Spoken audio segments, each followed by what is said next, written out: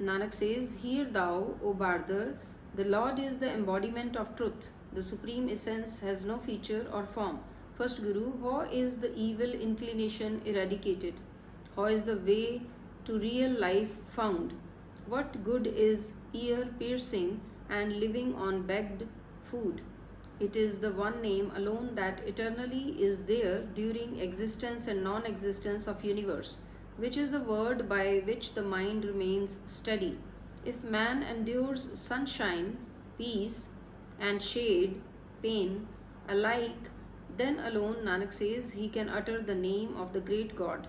Becoming disciple, people engage in sixfold yogic system. By this, they are neither the true worldly man nor the true forsaker of the world.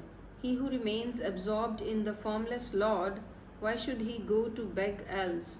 Pori, that alone can be said to be the God's temple, wherefrom God is realized. By realizing the pervading Lord to be everywhere, through the Guru's teaching, one finds the Lord in the human body itself. Do not thou ever search the Lord outside. The Creator is within thy very home. The egocentric know not the worth of God's temple and they lose their life. The one Lord is pervading all and is obtained through the Guru's word. Slok 3rd Guru, it is only the fool who hears the words of fool. What are the signs of a fool? What deeds a fool does? A fool is he who is thoughtless and dies with pride. By such practices he is ever in misery, and in misery he abides. If one's near and dear falls into the well of ignorance, then what precautions should the wise take?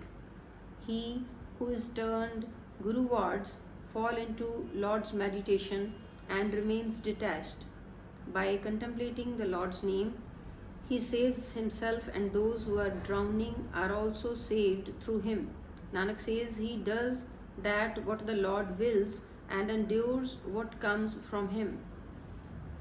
First Guru, Nanak says, myself listen to this right teaching, seated to judge and taking out his ledger, God shall call thee to account. The death's courier, Azrael, shall be appointed to punish. Entangled in the narrow lane, he shall see no way of escape or coming and going. Nanak says, falsehood shall come to an end and truth shall ultimately prevail. For the body and everything belongs to God, and God himself is pervading all. God's worth cannot be appraised and nothing can be said about it. By Guru's grace, Lord is praised and one is imbued with his meditation. His body and mind are bloomed and his pride is eradicated. Everything is the Lord's play. Rare is the one who by Guru's grace has realized this. Slok 1st Guru, with the award of punishment of the 1,000 marks of infamy, Indra had to weep.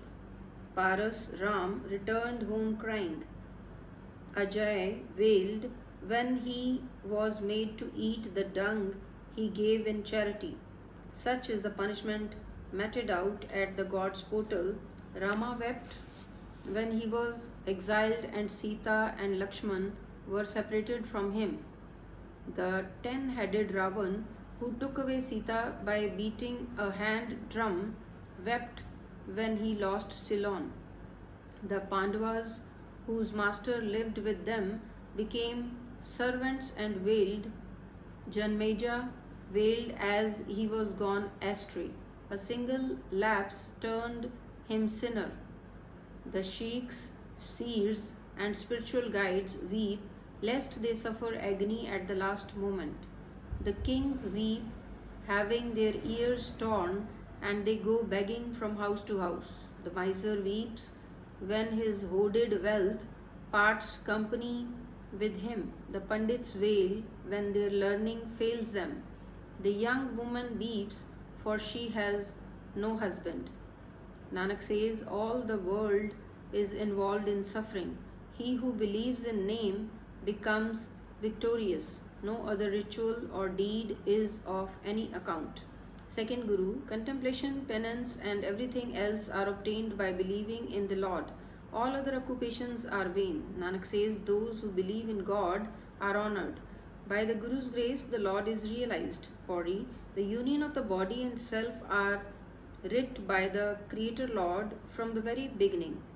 The Lord is unmanifestly pervading amongst all. By Guru's guidance,